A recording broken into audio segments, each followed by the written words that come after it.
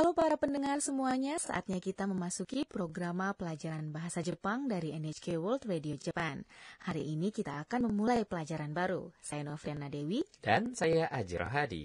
Marilah kita menikmati mempelajari bahasa dan budaya Jepang bersama-sama. Tokoh utama dalam sandiwara kita adalah Anna, mahasiswi asing dari Thailand dan seorang penggemar berat komik manga. Anna sebelumnya masuk jurusan bahasa Jepang di sebuah universitas di Bangkok. Namun ia ingin belajar lebih dalam di Jepang, maka itu ia datang untuk belajar di sebuah universitas di Tokyo selama 1 tahun. Dalam pelajaran 1, Anna berjumpa dengan pendampingnya di universitas yang bernama Sakura untuk pertama kalinya. Pendamping adalah mahasiswa Jepang yang membantu mahasiswa asing dalam kuliah dan kehidupan sehari-hari. Sakura tengah belajar untuk menjadi guru bahasa Jepang.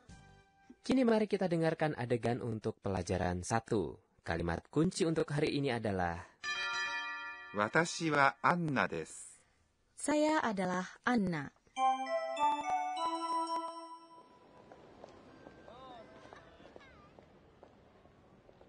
Hajimemashite.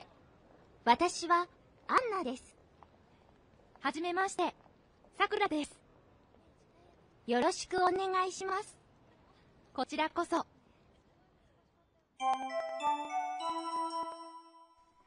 Nah, sekarang saya jelaskan sedikit mengenai adegan tadi. Anna mengatakan, Hajimemashite. ini adalah kata sapaan standar saat Anda berjumpa seseorang untuk pertama kalinya. Ungkapan ini tidak ada padanan yang pas dalam bahasa Indonesia, jadi dihafalkan saja ya. Saat seseorang mengatakan kepada Anda, Hajimemashite. Anda juga membalasnya dengan Hajimemashite. Watashi wa Anna desu. saya adalah Anna. Ini adalah kalimat kunci hari ini. Watashi Adalah saya. wa Adalah partikel penanda topik. apa yang dimaksud dengan topik? Maksudnya adalah topik dari percakapan, yaitu apa yang Anda tengah perbincangkan. Topik bisa jadi adalah subjek kalimat, bisa juga bukan. Dalam kalimat ini, watashi, saya, adalah topik sekaligus subjeknya juga. Anna Adalah Anna. Saat Anda ingin mengatakan sesuatu seperti kata benda A adalah kata benda B, seperti misalnya, saya adalah Anna. Anda menambahkan kata desu. setelah B dan membentuk predikat. Jadi Anda mengatakannya A wa B des. Jadi saat saya memperkenalkan diri saya mengatakan Hajimemashite, watashi wa Aji desu. Iya kan? Betul sekali. Jadi cobalah memperkenalkan diri menggunakan nama Anda sendiri. Kemudian Sakura menjawab, Hajimemashite. Sakura desu. nah sekarang Anda tahu artinya kalimat tadi. Hajimemashite, saya Sakura. Tunggu sebentar. Mengapa Sakura melengkapi watashi wa? Mengapa ia tidak mengatakan watashi wa Sakura desu? Saya adalah Sakura. Dalam bahasa Jepang, orang sering menghilangkan topik atau subjek jika sudah jelas dalam konteksnya. Di sini sudah jelas kalau orang yang berbicara sekarang adalah Sakura. Jadi akan lebih alami jika Anda tidak mengatakan watashi wa dalam kalimat seperti ini.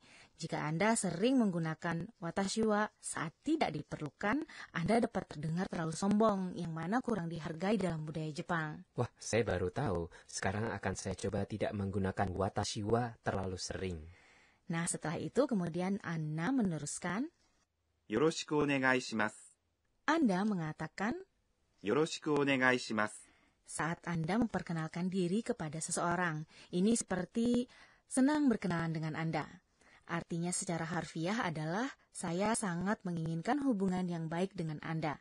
Anda juga dapat mengatakan ini sebagai kata-kata penutup saat Anda meminta seseorang untuk melakukan sesuatu atau membantu Anda. Ini adalah ungkapan yang berguna. Kita sering menggunakannya ya.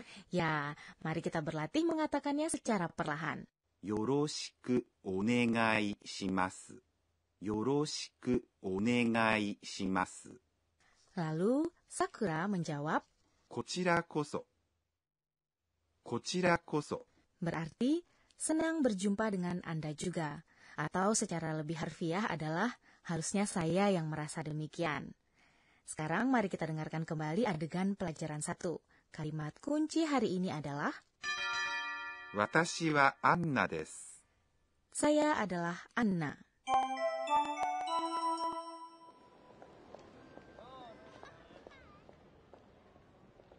はじめまして。私はアンナです。はじめまして、さくらです。よろしくお願いします。こちらこそ。Sekarang kita masuk ke pojok baru yang disebut Sensei Oshiete atau Ajari Kami Guru. Penyelia program ini, Profesor Akane Tokunaga, mengajarkan kami poin pelajaran hari ini. Beliau telah mengajar bahasa Jepang selama lebih dari 20 tahun. Hari ini Profesor Tokunaga akan mengajarkan mengenai sistem penulisan bahasa Jepang.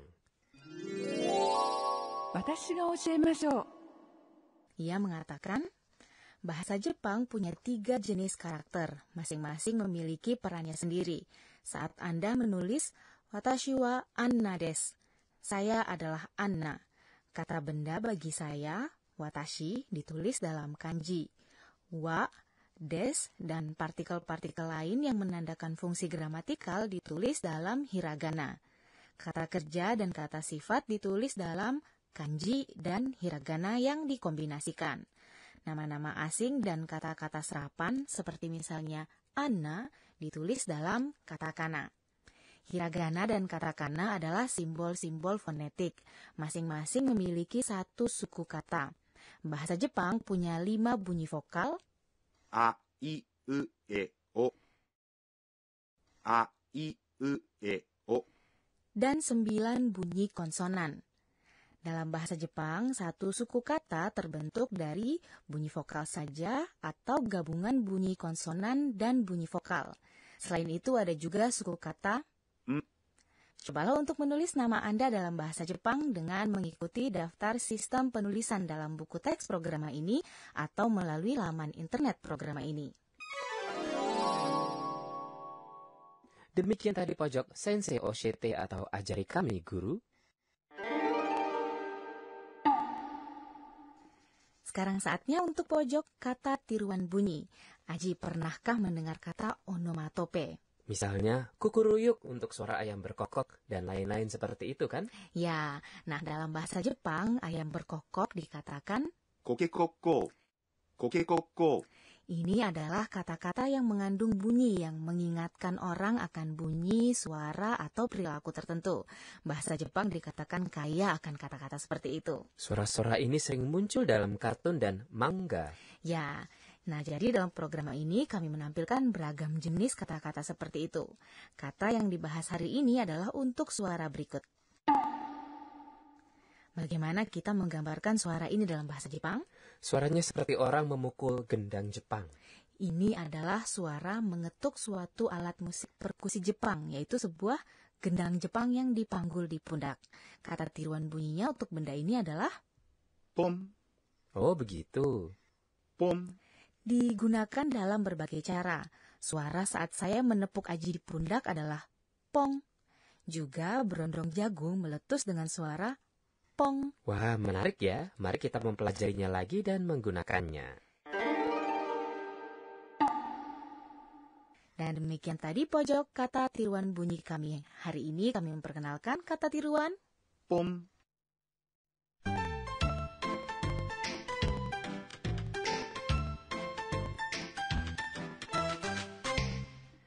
Halo para pendengar semuanya, saatnya kita memasuki program pelajaran bahasa Jepang dari NHK World Radio Japan. Hari ini kita akan memulai pelajaran baru. Saya Novriana Dewi. Dan saya Aji Rohadi. Marilah kita menikmati mempelajari bahasa dan budaya Jepang bersama-sama. Tokoh utama dalam sandiwara kita adalah Anna, mahasiswi asing dari Thailand dan seorang penggemar berat komik manga. Anna sebelumnya masuk jurusan bahasa Jepang di sebuah universitas di Bangkok.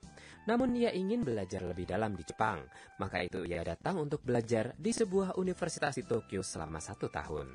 Dalam pelajaran 1, Anna berjumpa dengan pendampingnya di universitas yang bernama Sakura untuk pertama kalinya. Pendamping adalah mahasiswa Jepang yang membantu mahasiswa asing dalam